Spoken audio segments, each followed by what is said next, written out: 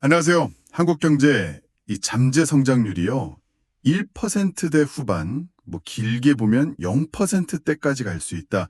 이런 경고들 요즘 심상치 않게 들리시죠?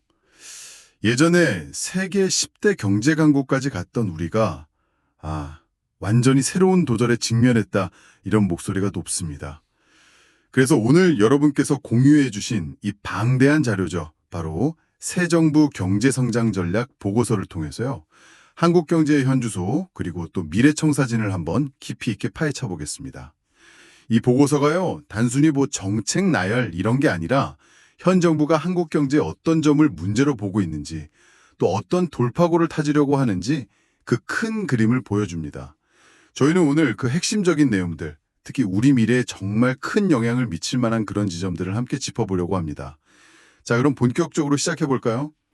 먼저 보고서가 진단하는 한국 경제의 현주소부터 좀 보죠. 우리가 세계 10대 경제 강국, 또 그 3050 클럽 7번째 가입, 이런 성과 낸 건 맞습니다. 근데 보고서는 이걸 딱 추격 경제 시대의 성공 방식이었다. 이렇게 선을 그어요. 네, 그렇죠. 과거의 방식이라는 거죠. 맞아요. 이제는 앞서가는 나라들하고 직접 경쟁해야 하고 여기서 이 선도 경제로 체질을 바꾸지 못하면 그동안 이룬 것마저 위태로울 수 있다. 이런 진단이에요. 상당히 좀 절박하게 들립니다. 그렇습니다. 보고서가 지적하는 핵심 문제점은 크게 네 가지로 요약할 수 있겠는데요. 첫째는 방금 말씀하신 그 성장 동력 약화입니다. 일할 사람은 줄고, 투자는 위축되고, 생산성은 제자리 걸음. 이러면서 잠재 성장률이 계속 떨어지고 있다는 거죠. 그 수치가 구체적으로 나왔죠. 네, 당장 내년에 1% 후반, 2040년대에는 0%대까지도 예상됩니다. 특히 최근에요, 사상 처음으로 4분기 연속 0%대 성장을 기록했다는 건, 이 문제가 더 이상 먼 미래의 일이 아니라는 아주 강력한 신호죠. 4분기 연속 0%대라. 정말 충격적이네요. 네.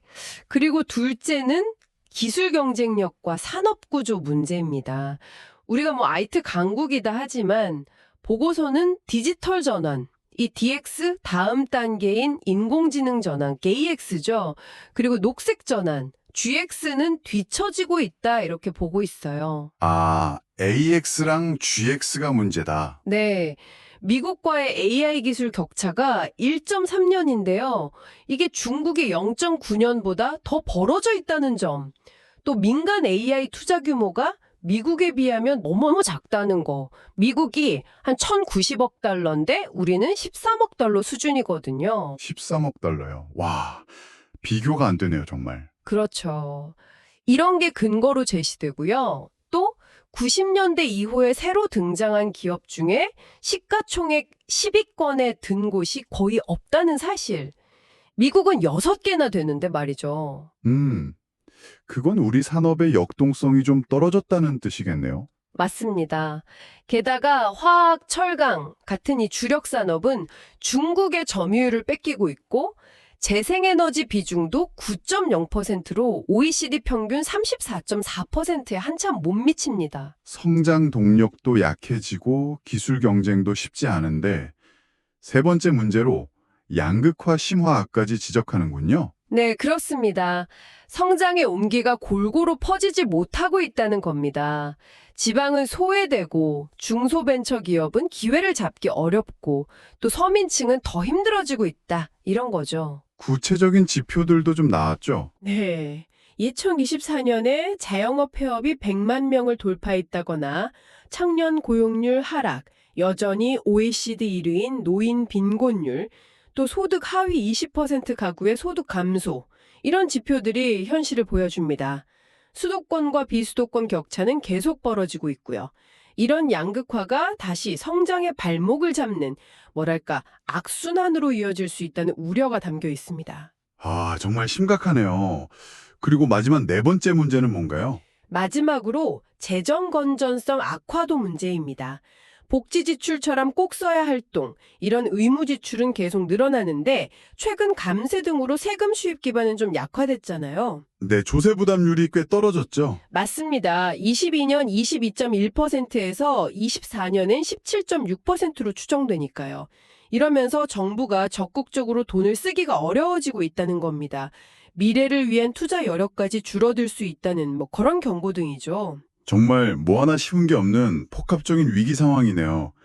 그런데 보고서는 이런 절박한 상황 인식을 바탕으로 해서 이 AI 대전환 시대를 오히려 선도국가 도약의 마지막 골든타임이다, 이렇게 보고 있다는 점이 흥미로워요. 네, 위기를 기회로 삼겠다는 거죠. 그렇죠.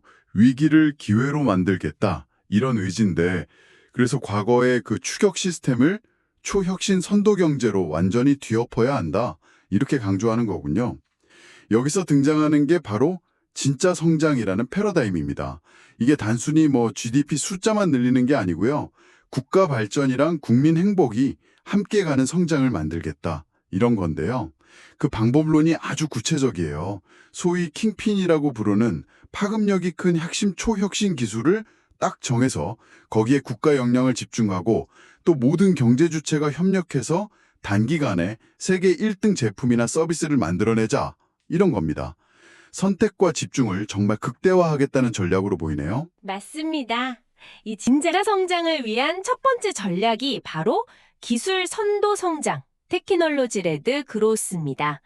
AI 대전환과 초혁신 경제, 이 두 분야에서 총 30개의 핵심 프로젝트를 선정해서요, 당장 2025년 하반기부터 속도감 있게 추진하겠다는 겁니다. 30개나요? 네, 이게 단순히 R&D 지원만 하는 게 아니라 재정, 예를 들면 예타 면제 같은 파격적인 지원, 또 세제 혜택, 국가 전략 기술 지정, 금융, 국민성장 펀드 조성, 인력, 규제, 입지까지 모든 정책 순환을 패키지로 쏟아붓겠다, 이런 계획입니다. 정말 총력전이네요. 30개 프로젝트를 다 살펴볼 순 없겠지만 특히 AI 분야에서 눈에 띄는 것들이 좀 있었어요. 예를 들어서 산업 현장, 특히 물류나 제조, 건설 같은 곳에서 사람처럼 일하는 휴머노이드 로봇 개발 상용화, 이걸 목표로 잡은 게 인상적이었습니다.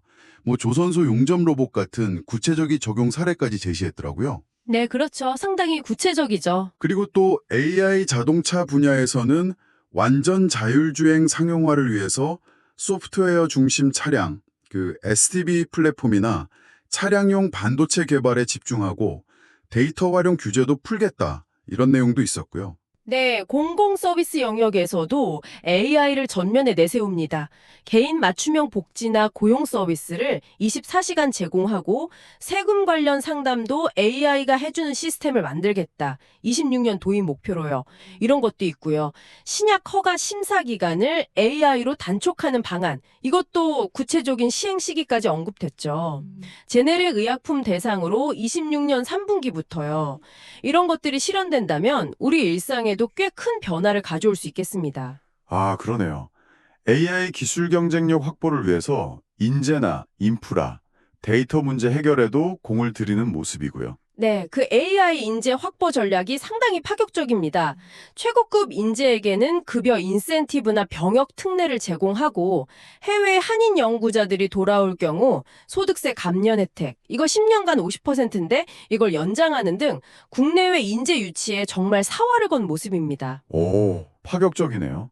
그리고 AI의 핵심 연료인 데이터 활용을 위해서 개인정보 걱정 없이 쓸 수 있는 데이터 안심구역 같은 걸 확대하고 AI 학습용 데이터 클러스터 구축과 표전 마련에도 나섭니다. 인프라 측면에서는 2030년까지 고성능 GPU 5만 장 이상 확보, 비수도권 AI 데이터 센터 지원 강화, 이런 것들을 약속했습니다. AI 외에도 초혁신 경제 프로젝트들도 중요해 보이는데요. 특히 소재 부품 분야에서 수입 의존도를 낮추려는 노력이 좀 엿보이더라고요.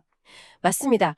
예를 들어서 그 SiC 전력 반도체, 이게 전기차나 신재생 에너지 효율 높이는 핵심 부품인데 지금 90% 이상 수입에 의존하거든요. 아, 90%나요? 네, 이걸 2033년까지 수입 의존도를 20%로 낮추겠다, 이런 구체적인 목표를 제시했습니다. LNG 운반선의 핵심인 화물창 기술 독립이라든지 초전도체, 그래핀 같은 미래 소재 기술 개발도 포함되어 있고요. 기후 에너지 분야에서는 차세대 태양광, 해상 풍력, 그린 수소, 그리고 SMR, 소형 모듈 원전이죠. 이런 미래 에너지 기술 확보에 주력하겠다는 의지를 보이고 있습니다. K컬처를 넘어서서 다양한 분야의 K분업을 일으키겠다. 이런 계획도 있군요. 뭐 AI를 활용한 신약 개발이나 게임 웹툰 같은 컨텐츠 수출 목표치 30년에 250억 달러요? 이런 걸 제시하고 K-뷰티, K-푸드 산업 육성 방안도 구체적으로 담겨 있고요. 이 모든 야심찬 계획을 뒷받침하기 위해서 국민성장펀드 조성 계획이 특히 주목됩니다.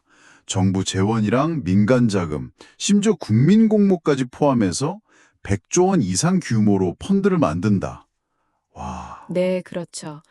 이걸로 AI 같은 미래 전략 산업이랑 벤처 기업에 집중 투자하고 그 성과를 국민과 공유하겠다 이런 구상인데요. 상당히 큰 규모고 좀 새로운 방식인 것 같아요. 네, 기술 혁신에 대한 아주 강한 의지를 보여주는 대목입니다. 하지만 보고서도 기술만으로는 부족하다고 보는 것 같습니다. 그래서 두 번째 전략으로 모두의 성장, 그로스 포 올을 제시합니다. 아, 모두의 성장. 네, 혁신의 과실이 기술 기업이나 수도권에만 집중되지 않고 모든 국민과 지역에 골고루 퍼지도록 하겠다. 이런 포용적 성장에 방점을 찍는 거죠. 기술만으로는 안 된다는 겁니다. 구체적으로는 어떤 방안들이 있나요? 지역 균형 발전이 특히 중요해 보이는데요. 네, 맞아요. 수도권 1극 체제를 벗어나서 5개의 초광역권과 3개의 특별자치권을 중심으로 한 5극 3특 균형 성장을 목표로 삼았습니다. 5극 3특이요? 네, 각 권역별로 뭐 자동차 조선 동남권, AI 재생에너지 서남권처럼 특화된 성장 엔진 산업을 키우고 공공기관 2차 이전도 추진하고요. 지역에 투자하는 기업에 대한 혜택을 늘리고 햇빛 바람연금처럼 지역 주민이 개발 이익을 공유하는 모델이나 지역사랑 상품권 지원도 확대합니다. 중소 벤처기업 육성 방안도 중요하죠. 유니콘 기업 50개 육성. 이 목표가 딱 눈에 띄던데요. 그렇습니다. 유망 벤처를 발굴해서요, 뭐 AI 경진대회나 TIPS 같은 걸로요. 그렇게 해서 앞서 언급된 국민성장펀드나 모태펀드, 이게 역대 최대 규모로 조성될 예정인데, 이런 걸 통해서 집중 지원해서 스케일업, 즉 기업 규모를 키우겠다는 전략입니다. 스케일업 지원. 네, 그리고 벤처기업에 투자하는 특수목적 회사인 BDC 도입 검토나 퇴직연금의 벤처 투자 허용 검토 같은 새로운 자금 조달 방안도 모색하고요. 중소기업의 AI 도입 지원도 강화합니다. 소상공인이나 일반 서민들, 이분들 어려움을 덜어주기 위한 민생 대책들도 많이 포함된 것 같습니다. 네, 크게 보면 경쟁력 강화, 예를 들어 특화 상권 개발이나 AI 상권 분석 제공 같은 거요. 그리고 경영 부담 완화, 뭐 대환 대출 확대, 임대료 세금 부담 경감, 착한 임대인 세액공제 연장 같은 거. 이 두 방향으로 지원책이 마련되었습니다.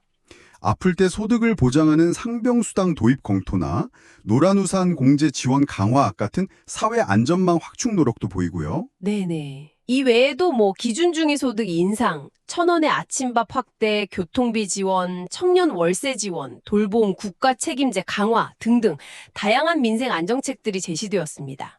그리고 정말 심각한 이 인구 위기 대응 방안도 이 모두의 성장 전략에 포함되어 있군요. 네, 인구 문제를 더 이상 방치할 수 없다는 그런 절박함이 보입니다. 양육 부담 완화, 예를 들어 아동수당 확대나 세제 혜택 같은 거요. 또 1가정 양립 지원, 뭐 육아휴직 확대나 주 4.5일제 확산 유도 같은 것들, 그리고 경제활동 인구 자체를 늘리기 위한 노력들, 청년 AI 교육 강화나 고령층 단계적 정년 연장 논의, 노인 일자리 확대 같은 것들이 종합적으로 담겨 있습니다. 자, 그럼 기술 혁신으로 성장의 파이를 키우고 기술 선도 성장, 또 그 과실을 나누는 모두의 성장 것과 더불어서 세 번째 전략으로 공정한 성장, 페어 그로스를 내세웠습니다. 성장의 기회가 공평하게 주어지고 또 경쟁의 룰이 공정해야 한다. 이런 건데요. 특히 대중소기업 관계나 노동시장에서의 공정성 확보 노력이 중요해 보입니다. 맞습니다. 대중소기업 간에는 납품대금 연동제를 에너지 비용까지 포함하도록 확대해서 실효성을 높이고요. 기술 탈취를 막기 위해서 한국형 증거 게시제, 이게 법원이 전문가를 지정해서 현장 조사로 증거를 수집하는 건데 이런 거 도입이나 법원의 자료 제출 명령권 신설 같은 좀 강력한 조치들을 추진합니다. 아, 한국형 증거게시제도? 네, 징벌적 손해배상액 산정 기준도 현실화하고요.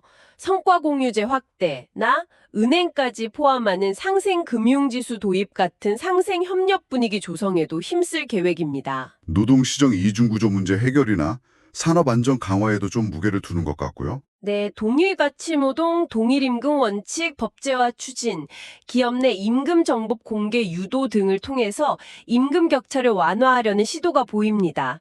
특수고용직이나 플랫폼 노동자 보호를 위한 기본법 제정 추진, 소득 기반 고용보험 개편 등도 중요한 과제고요. 산업안전과 관련해서는 원청의 책임을 강화하고 노동자의 작업 중지권 신설 검토, 중대재해 발생 시 과징금 부과 및 입찰 제한 강화 등 처벌과 예방 시스템을 모두 강화하겠다는 내용이 담겼습니다. 알겠습니다. 자, 마지막 네 번째 전략은 지속성장 기반 강화입니다. 이건 앞서 말한 세 가지 성장 전략이 제대로 굴러보려면 우리 경제 시스템 자체를 바꿔야 한다. 이런 문제의식에서 출발하는 것 같습니다. 정확합니다. 시스템 개혁 없이는 진짜 성장이 어렵다는 거죠. 크게 세 가지 방향인데요. 첫째는 생산적 금융입니다. 자금이 부동산 같은 비생산적인 곳 대신에 기업 투자나 R&D 같은 생산적인 도문으로 흐르도록 물꼬를 틀겠다는 겁니다. 아, 돈의 흐름을 바꾸겠다. 네, 이를 위해서 기업 지배구조 개선, 예를 들어 이사 충실 의무 명확화 지원이나 주주보호 강화 같은 거요. 또 불공정 거래, 엄벌, 원스트라이크 아웃 같은 거, 그리고 증시 매력도 제고, MSCI 선진국 지수 편입 추진이나 배당소득 분리과세 도입 같은 방안들을 추진합니다. 두 번째는 규제 및 경제형벌 합리화네요. 이건 기업 활동을 돕기 위한 조치로 보입니다. 네, 그렇습니다. 글로벌 스탠다드에 맞지 않거나 신산업, 지역 발전을 가로막는 규제를 혁파하고 기업 규모별 차등 규제도 재검토하며 규제 특례를 대폭 적용하는 메가특구 도입도 추진합니다. 다만 과도한 형사처벌 규정을 합리화해서 기업 활동 위축을 막겠다는 부분은 이건 좀 사회적 논의가 더 필요할 수도 있겠습니다. 그렇죠. 마지막 시스템 개혁은 공공부문 대혁신입니다. 정부와 공공기관부터 달라지겠다. 이런 거군요. 그렇습니다. 재정 운용을 성과 중심으로 바꿔서 초혁신 프로젝트에 집중 투자하고 성과 나전 사업은 과감히 정리합니다. R&D 예타 절차를 간소화하고 공공조달도 유연화해서 혁신 제품 구매를 늘리고요.